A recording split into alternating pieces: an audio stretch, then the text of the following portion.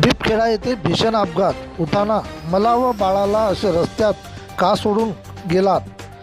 रिसोड मालेगाव रोडवर बिबखेडा येथे मॅक्झिमो गाडीचा टायर फुटल्याने गाडी पलटी होऊन भीषण अपघात.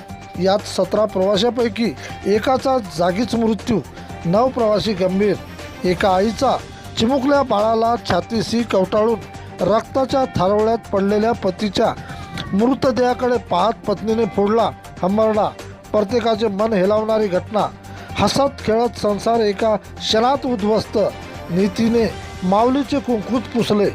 मॅक्झिमो गाडी डोणगावकडून रिसोडकडे येत असता रिसोडपासून 3 किलोमीटर अंतरावर घडली घटना.